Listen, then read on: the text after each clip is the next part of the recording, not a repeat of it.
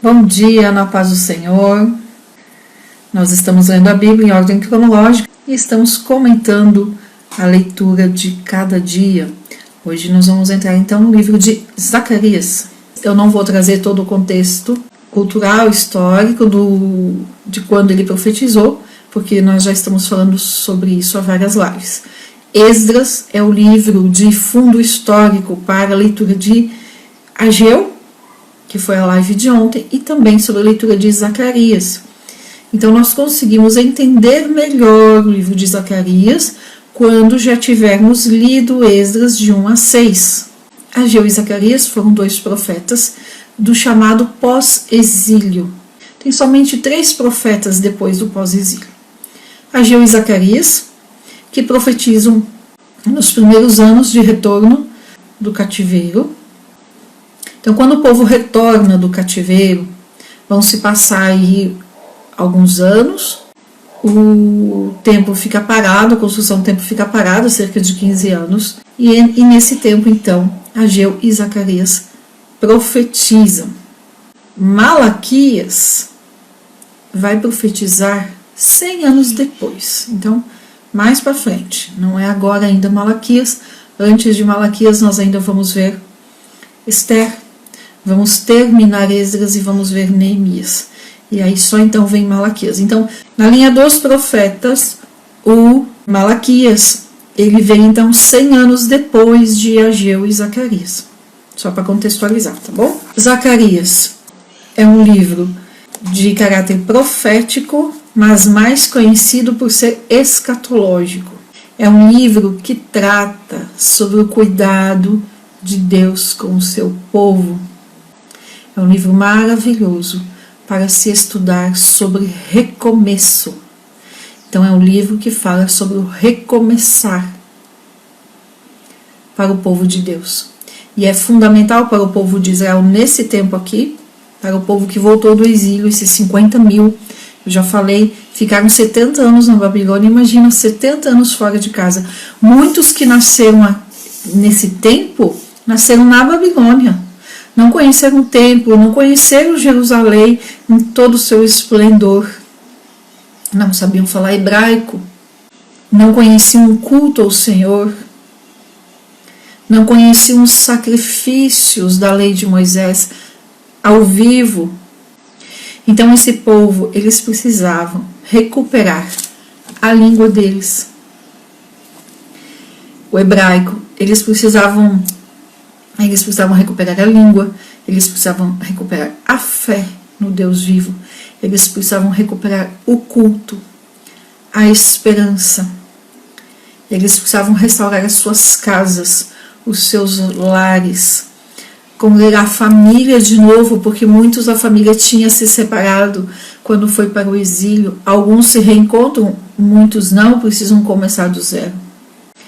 Ir para o local de suas tribos, de suas famílias, conforme a herança, conforme as terras distribuídas por Josué, e recomeçar. Não só do zero, não é nem recomeçar do zero, que recomeçar do zero é uma coisa, mas o mais difícil de recomeçar não é quando é do zero, é quando o que você tem está no negativo. Por exemplo, uma casa destruída, ruínas, uma lavoura que foi largada, uma agricultura largada por 50 anos talvez ou mais. Vamos considerar 50 anos, que foi o tempo que Jerusalém estava destruída aqui. Então, o mais difícil não é começar do zero. O mais difícil é começar em cima do negativo. De uma agricultura estragada, abandonada, de casas em ruínas, de família desfeita. Esse é o mais difícil do recomeço. E Zacarias fala sobre esse recomeçar debaixo das mãos de Deus. Então, quem escreveu o livro de Zacarias foi o próprio Zacarias. A Bíblia não traz muitas informações dele. Amanhã eu falo um pouquinho mais sobre isso. Para quem que Zacarias escreveu, então? Para o povo exilado que voltou nessa primeira turma, que voltou com Zorobabel. Aí os seus 50 mil, mais ou menos, aí 50 mil pessoas. O tempo de ministério de Zacarias é um pouco maior do que o de Ageu, que dura só 4 meses. O tempo de profecia, o tempo do ministério de Zacarias é um pouco mais longo, cobre aí cerca de 40 anos, então bem mais do que o de Ageu, que foi 4 meses. Então Zacarias começa a profetizar aí em cerca mais ou menos de 520. Ele começa a profetizar 2 meses depois de Ageu, no finalzinho do 2º mês aí de Ageu, e ele continua então profetizando até o ano de 480, mais ou menos, tá bom? 480, 485. Tem 2 temáticas principais, 2 temas principais aqui no livro de Zacarias. 2 temas principais. Primeiro, o povo precisava voltar para o Senhor de todo o coração. Veja, eles já estavam em Jerusalém, já tinham voltado do exílio, já tinham entendido toda essa parte, mas nós vimos em Ageu que eles tinham se voltado a construir as próprias casas e não estavam cuidando da casa do Senhor. Então Zacarias vem falando sobre isso, profetizando sobre isso, que o povo precisa se voltar de todo o coração para o Senhor. E o segundo tema de Zacarias é a vinda do Messias, a vinda de Cristo. Zacarias, olha só, nós vamos voltar para Zacarias quando chegarmos no Novo Testamento, ou vamos pelo menos citar.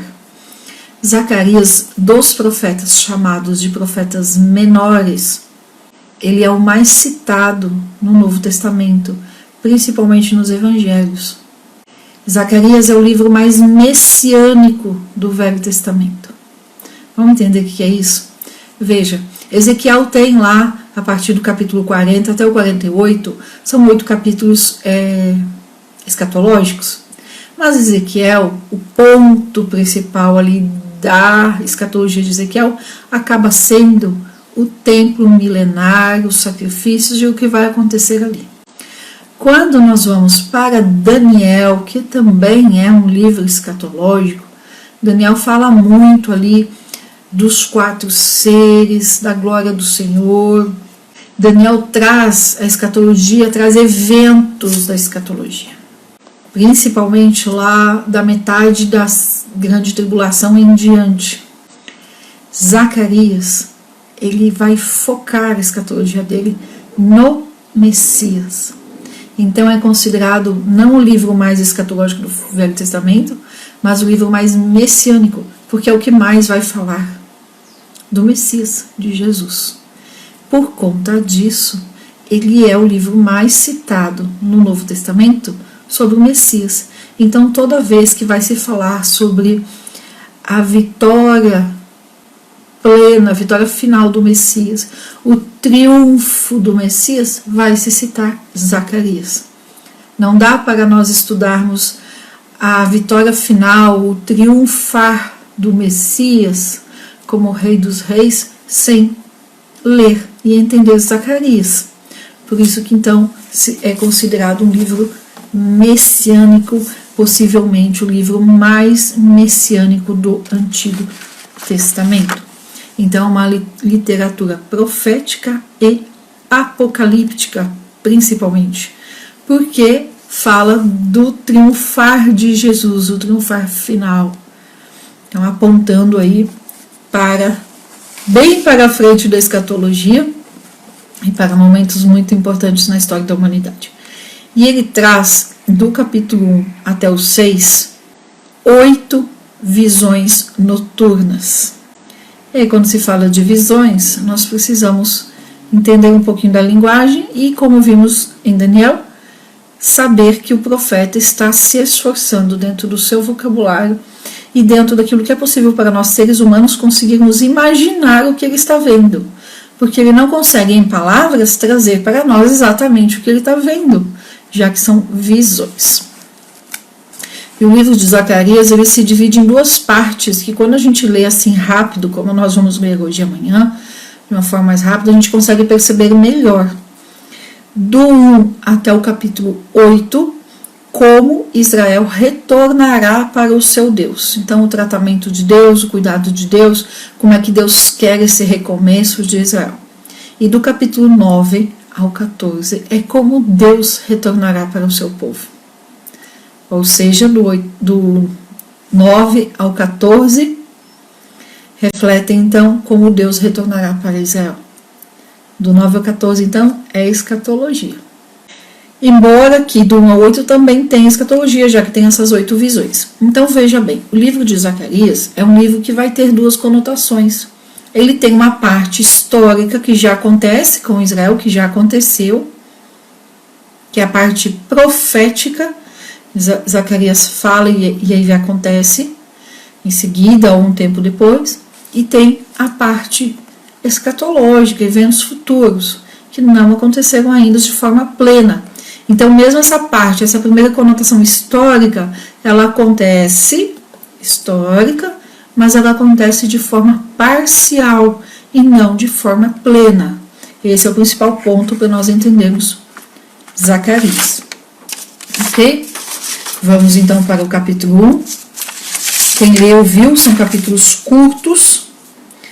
Primeiro, principalmente nessa primeira parte, são capítulos mais curtos, mas são importantes. Vamos ler então capítulo 1, versículo 1.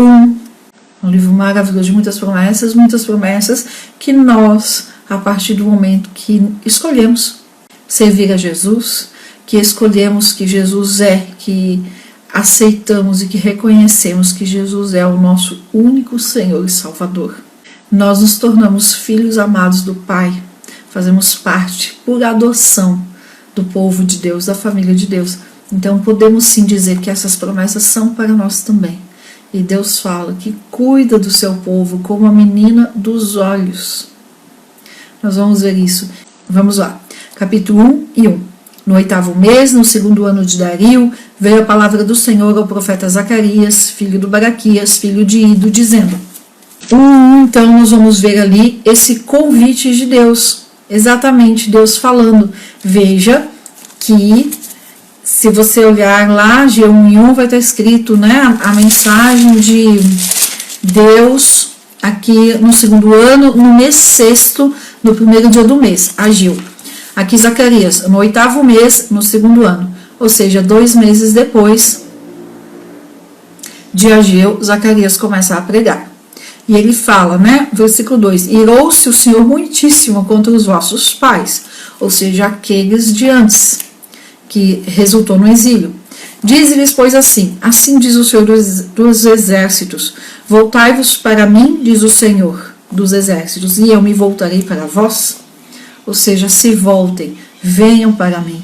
Não sejam como vossos pais, aos quais clamavam os primeiros profetas, dizendo, assim diz o Senhor dos exércitos, convertei-vos agora dos vossos maus caminhos e das vossas más obras, e não atenderam e nem me escutaram. Então Deus está trazendo à memória o que ele já havia falado com as gerações anteriores, usando os profetas, chamando, se arrependam, se voltem, e eles não deram atenção. E aí Deus aqui fala então, não sejam como vossos pais, se voltem para mim. Versículo 6. Contudo, as minhas palavras, os meus regulamentos que ordenei pelos meus servos, os profetas, não alcançaram vossos pais? Por isso voltaram e disseram, assim como o Senhor dos exércitos pensou em nos tratar conforme os nossos caminhos e conforme as nossas obras, assim ele fez conosco. E aí o versículo 7, então começam ali as visões de Zacarias, são visões noturnas, são 8 visões. Aqui, a primeira está aqui, nesse versículo 7, e a última está lá no capítulo 6. Aos 24 dias do 11º mês. Então, olha só, ele falou esse convite de Deus, se voltem para mim, no 8º mês. Aí aqui no 11º mês, vem então algo novo. Veio a palavra do Senhor, dizendo, vi de noite. Então, uma visão da noite, de noite. E eis que um homem cavalgava um cavalo vermelho, o qual estava entre as murtas que havia na baixada, e atrás dele havia cavalos avermelhados, malhados e brancos. Então assim, né, vamos lá, não foi sonho, foi uma visão, foi de noite, ele estava acordado. E entende-se que esse homem, veja na sua Bíblia como é que está escrito, nas Bíblias, nas versões mais tradicionais está com letra maiúscula, e aponta para Cristo aqui. Então eu disse, quem são estes, meu Senhor? E o anjo que falava comigo disse, eu te mostrarei quem são estes. Versículo 10, e aquele homem que estava entre as murtas respondeu e disse, estes são os que o Senhor enviou a percorrer a terra. E eles responderam aquele anjo do Senhor que estava entre as murtas e disseram, percorremos já a terra. E eis que toda a terra está tranquila e em descanso. Versículo 12. E respondeu o anjo do Senhor dizendo, ao Senhor dos exércitos, até quando não terás piedade de Jerusalém e das cidades de Judá, contra as quais estivesse irado nestes 70 anos? Estão falando durante o período do cativeiro. E o Senhor respondeu com boas palavras, palavras consoladoras ao anjo que falava comigo. E me disse o anjo que falava comigo, clama dizendo, assim diz o Senhor dos exércitos, zelei com grande zelo por Jerusalém e por Sião, e estou muito irado contra as nações que estão em descanso. Ou seja, que nações que estavam ali em descanso, as nações que estavam no domínio ali naquele período, possivelmente ali as nações do Império Medo-Persa. Eu estou irado contra as nações que estão em descanso, porque quando eu estava um pouco zangado, eles agravaram o mal. Lembrando que o templo parou lá no capítulo entre o 3 e o 4, no 4, por ordem do rei da Pérsia. Né? O templo ali parou, as obras pararam, então por isso se agravaram o mal. Versículo 16. Portanto, assim diz o Senhor, eu me voltei para Jerusalém com misericórdia. Nela será edificada a minha casa, diz o Senhor dos exércitos, e o cordel será estendido sobre Jerusalém. O cordel ali é algo de medir, nós vamos ver isso. E esse cordel, nós vimos falando sobre isso. Olha na sua Bíblia como é que está escrito. Zacarias 1:16. Pode ser que esteja cana de medir. Aqui também está cordel. Mas pode ser que esteja escrito cana de medir. Então, esse cordel aí tem a ver com medir. E onde ele foi usado? Lá em Ezequiel 40, do 48. É exatamente essa expressão. A minha cidade, a minha casa será edificada em Jerusalém. Aí o cordel será estendido. Então é nesse sentido de reconstrução. Estender o cordel, então refere-se à certeza de que vai ser construído. Versículo 17. Clama outra vez dizendo, assim diz o Senhor dos exércitos, ainda aumentarão as minhas cidades com abundância de bens, e ainda o Senhor consolará a Sião, e ainda escolherá a Jerusalém. Então veja bem, isso aqui não está falando de agora. Claro que agora, em 520 a.C., o templo iria ser reconstruído, e quando vem essa visão aqui, que é no 11º mês, o templo já tinha sido retomado, a construção do templo já tinha sido retomada, nós vimos em Ageu, Esdras 5 e 6 também, mas aqui Deus está se referindo então àquele templo lá de Ezequiel 40 ao 48. Era do reino. Então aqui nos versículos 16, fala o cordel será estendido sobre Jerusalém, está falando então sobre isso, o plano, aquilo que foi medido, a métrica para Jerusalém será estendida, ou seja, vai acontecer.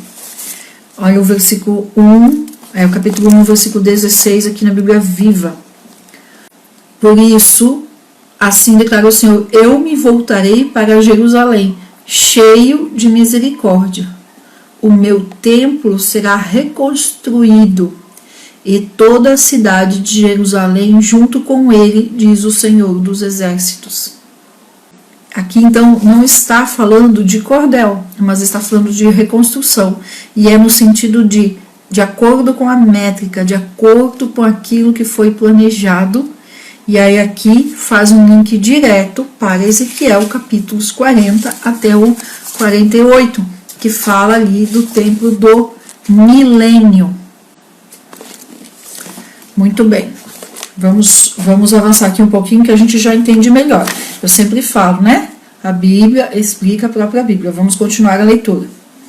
Versículo 18. Depois levantei os meus olhos e olhei, e eis 4 chifres. E disse eu ao anjo que falava comigo, o que são estes? E ele respondeu, esses são os chifres que dispersaram a Judá, a Israel e a Jerusalém.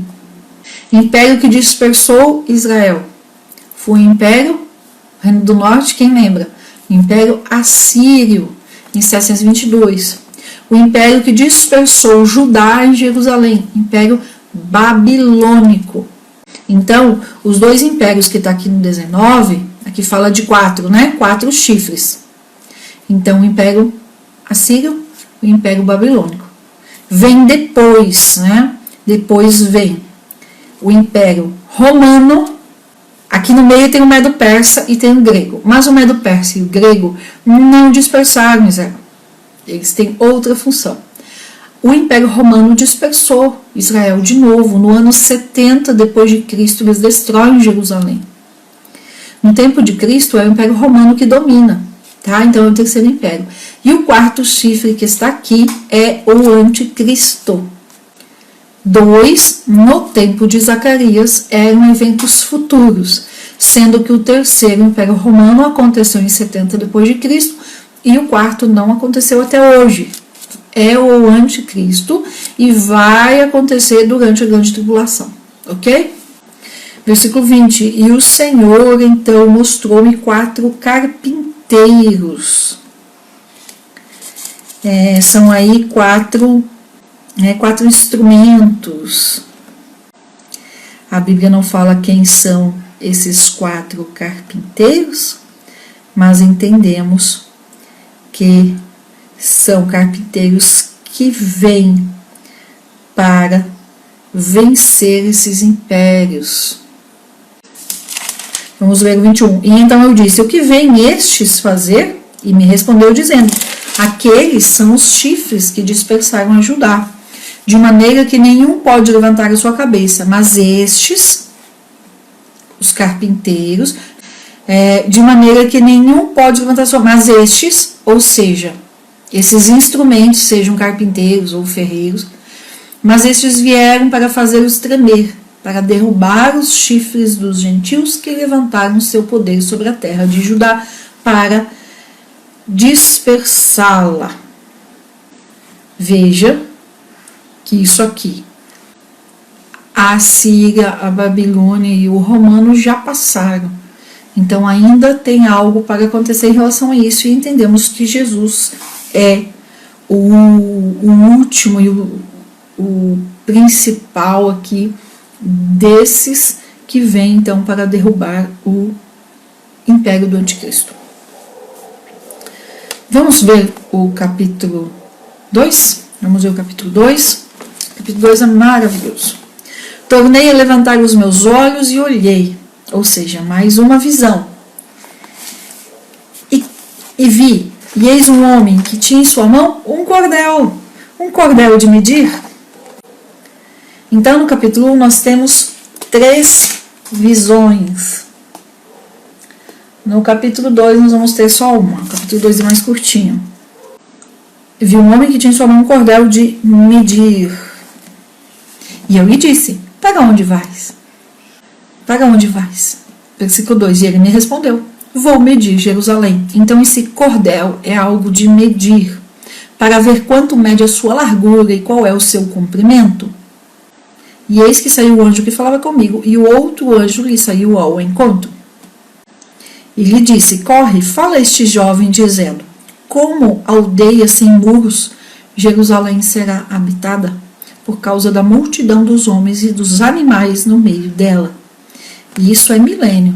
Nós sabemos que só no milênio isso vai acontecer. E eu serei para ela, diz o Senhor, um muro de fogo em redor, e eu serei a glória no meio dela. Vimos isso não como um muro de fogo nessa linguagem, mas vimos lá em Ezequiel também, do 40 ao 48, essa parte aqui de Deus habitando ali no meio de Jerusalém. Versículo 6. Fugi da terra do norte agora, diz o Senhor, porque pelos 4 ventos do céu vos espalhei, diz o Senhor. Então, aqui ainda está falando do povo judeu espalhado pelos 4 ventos da terra. Ó Sião, tu que habitas com a filha de Babilônia, livra-te. Então, o que acontece? Aqui é outra parte que fala, que traz uma realização histórica, ou seja, uma parte já aconteceu quando o povo começou a voltar ali da Babilônia, do cativeiro. Vimos com Zorobabel cerca de 50 mil voltando. Depois, no capítulo 7 de Esdras, nós vamos ver mais 17 mil voltando, mas ainda ficou lá, né? Então não teve um cumprimento total. E até hoje isso não se cumpriu de forma total. Ainda tem muitos judeus espalhados no mundo afora, muitas tribos, e sabemos que só vai juntar todo mundo aí na grande tribulação. Porque assim diz o Senhor dos Exércitos: depois da glória ele me enviou as nações que vos despojaram, porque o que tocar em vós, toca na menina do seu olho. Versículo 8. Então as nações que vos despojaram, né? As nações que espalharam Israel, olha só, mexe no seu olho. Tem gente que consegue, né, mexer. Porque o que tocar em vós, toca na menina do seu olho, ou seja, toca na menina do olho de Deus. Tal é a sensibilidade de Deus com o seu povo. Então ninguém toca. É isso que Deus está falando. Eu penso Deus já colocando os seus exércitos, seus anjos em alerta, quando o inimigo faz qualquer plano, fala qualquer coisa de atacar, de encostar, de fazer mal para qualquer um do povo de Deus. É o que eu imagino aqui quando eu leio isso. Porque o que tocar em vós, toca na menina do seu olho. É assunto sensível para Deus. É isso que o versículo está falando. Porque eis que eu levantarei a minha mão sobre eles, e eles virão a ser presa daqueles que os serviram, e sabereis vós que o Senhor dos Exércitos me enviou.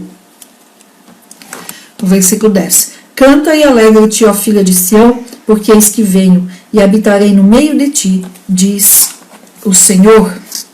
Então aqui é era do reino, é lá, milênio.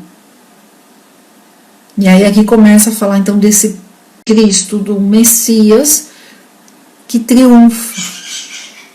É nesse aspecto que Zacarias traz Cristo, o que triunfa, o triunfo final. E se unirão muitas nações ao Senhor naquele dia, e me serão por povo, e habitarei no meio de ti, e então saberás que o Senhor dos Exércitos me enviou a ti. Então o povo judeu, até hoje, eles esperam o Messias. Eles não acreditam que Jesus Cristo foi o Messias, porque eles esperam esse Messias aqui, o Messias que vem para reinar como Rei dos Reis. Eles não veem o Messias que vem para sofrer. Eles esperam um Messias político, um Messias que vem para governar. E esse Messias aqui, então, é só no milênio. Nós já vimos isso bastante lá em Daniel e Ezequiel também. Acontece de forma parcial aqui do 10 em diante? Acontece, né?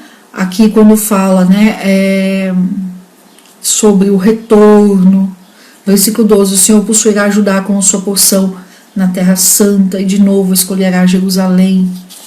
Então o povo de Israel, o povo que estava aqui, que tinha voltado do exílio, eles entendem que Jerusalém é escolhida e eles são motivados a reconstruir Jerusalém.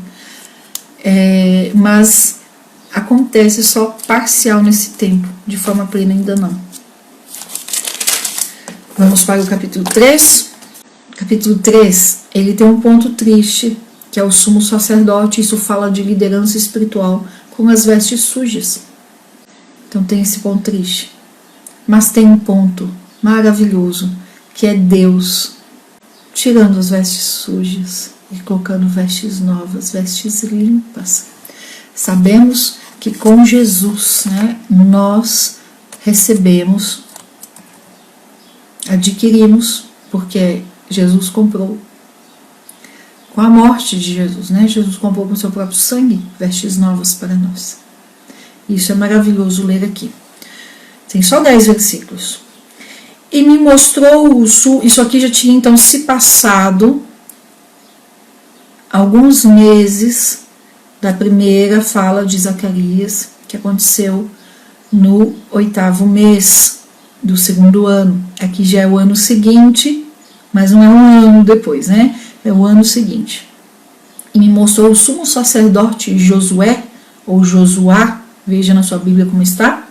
É o mesmo nome, é a mesma pessoa. O qual estava diante do anjo do Senhor, e Satanás estava à sua mão direita para se lhe opor. Ou seja, quando a gente peca, quando nós sujamos as nossas vestes, nós damos espaço para o dito cujo se aproximar e para se opor e para nos impedir de nos achegarmos a Deus novamente. E disse o Senhor a Satanás: o Senhor te repreende, ó Satanás. Sim, o Senhor que escolheu a Jerusalém te repreende. Não é este um tição arrebatado do fogo? Esse tição arrebatado do fogo se referindo ali ao sumo sacerdote. Capítulo 3 e versículo 2. E o anjo do Senhor disse a Satanás: suas acusações são inúteis, Satanás. Olha que lindo. Aqui nessa versão mais tradicional está: o Senhor te repreenda. Mas Deus está dizendo: não tem validade as acusações do diabo. Não tem validade. O Senhor que escolheu Jerusalém o repreenda. Esse homem, ou seja, o sumo sacerdote, é como um tição tirado da fogueira. O que é um tição tirado da fogueira? É brasa. As roupas de Josué estavam impuras enquanto continuava de pé diante do anjo do Senhor. Então o anjo disse aos que estavam junto a ele: tirem as roupas impuras desse homem. Depois voltou-se a Josué e disse: veja, eu removi o seu pecado e agora vou lhe dar roupas novas de festas. Não é lindo? Não é lindo saber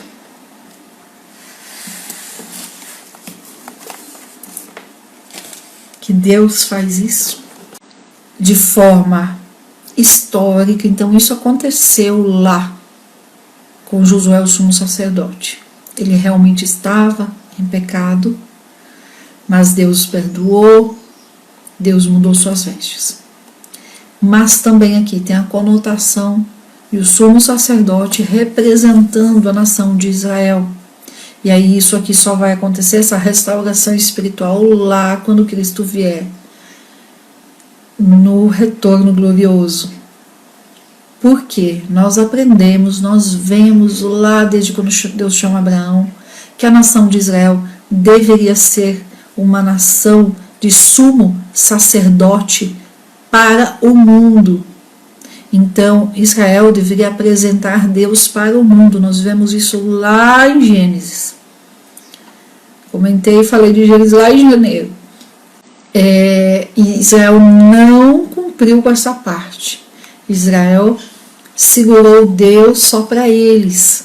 Então, eles não se tornaram sumos sacerdotes para o mundo. Seguraram Deus só para eles. Mas isso vai acontecer, né? Isso vai ter um momento que isso vai acontecer, lá para frente. Então aqui de forma escatológica, o sumo sacerdote Josué, aqui representa a nação de Israel, que está em pecado, mas que só vai ter suas vestes mudadas, ou seja, só vai ser restaurado espiritualmente lá antes do milênio, lá em outro momento, não é agora, não é aqui na história de Israel, tá? Versículo 5, põe nele uma mitra limpa sobre a sua cabeça, e puseram uma mitra limpa sobre a sua cabeça, e lhe vestiram as roupas, e o anjo do Senhor estava ali. E o anjo do Senhor protestou a Josué, dizendo, assim diz o Senhor, se andares nos meus caminhos, e se guardares os meus regulamentos, também tu governarás a minha casa, e também guardarás os meus atos, e entre estes que aqui estão, te darei lugar. Ouve, pois, agora Josué, sumo sacerdote, e tu e seus companheiros que se assentam diante de ti, porque são varões portentosos. Eis que eu trago o meu servo, o renovo. Quem é o renovo? Veja na sua Bíblia como está escrito, que na minha não é só a primeira letra que está maiúscula, não. É a palavra toda. Capítulo 3, versículo 8. Portanto, ouça o que estou dizendo ao sumo sacerdote Josué e todos os outros sacerdotes que estão com você. O que está acontecendo com vocês é uma antecipação das belas coisas que acontecerão no futuro. Vou enviar o meu servo, o ramo novo. Falando de Jesus. Então aqui, como eu sempre falo, a Bíblia explica a própria Bíblia. Então, o próprio Deus estava falando com Josué aqui e falando, eis que eu trago o meu servo, o renovo. O que vocês estão passando aqui é parcial, vem algo que vai ser pleno, mas isso é escatológico. Porque eis aqui a pedra que pus diante de Josué. Essa pedra, sobre essa única pedra estão 7 olhos. Eis que eu esculpirei sua escultura, diz o Senhor, e tirarei o pecado da terra. Essa pedra com letra maiúscula aqui para mim também, então essa pedra simbolizando o Messias, simbolizando Cristo. E esses 7 olhos aí simbolizando o Espírito Santo. Nós vamos ver lá em Apocalipse isso de novo. Vamos aqui avançar. Versículo 10. Naquele dia, diz o Senhor dos Exércitos, cada um de vós convidará o seu companheiro para debaixo da videira e para debaixo da figueira. Aqui falando então sobre o tempo do milênio, um tempo de paz, um tempo de prosperidade universal. Certo? Nós vamos parar por aqui até o capítulo 3 e amanhã então nós vamos do 4 em diante. Zacarias então, ele começa a profetizar 2 meses depois ali de Ageu, ele continua a profetizar depois aí por quase 40 anos, e Zacarias ele traz essa questão do histórico acontecendo de forma parcial, como um sinal, como uma amostra do que vai acontecer com o povo de Israel no futuro, lá em direção ao milênio. Zacarias tem como sua mensagem principal, então, o povo precisando se voltar inteiramente para Deus. Que Deus protege esse povo, Deus cuida do povo, Deus protege como a menina dos seus olhos. Quando esse povo, as pessoas em pecado, com as vestes sujas, quando elas se voltam para Deus, fazem uma escolha, tomam uma iniciativa, assim como Josué pé diante do Senhor, ou seja, no sentido de tomar iniciativa, Deus perdoa, Deus restaura e Deus tira as vestes sujas e põe vestes novas. Sabemos desde Cristo que esse caminho é somente Cristo, não há outro mediador, não há uma pessoa que pode fazer isso, é somente por Jesus. Efésios 2, 8 e 9, é somente pela graça, por Jesus, através de Jesus. É Jesus que nos comprou com o seu sangue e com o seu sangue nos lava, nos limpa de todo pecado, tira as nossas vestes sujas e põe vestes novas. E não são só vestes novas, são vestes de festa. Por quê? Porque aquele que serve a Cristo já está pronto com vestes de festa para entrar nas bodas do Cordeiro. E lá festejar e celebrar. Não é maravilhoso? Amém? Amanhã nós continuamos então do capítulo 4. Amém? Que Deus abençoe vocês, que recompense por esse tempo passado aqui, lendo um pouco mais da palavra de Deus, que o Espírito Santo fale ao coração de vocês e dê também um dia abençoado, um dia de paz para todos. Deus abençoe e até amanhã de manhã. Fiquem com Deus.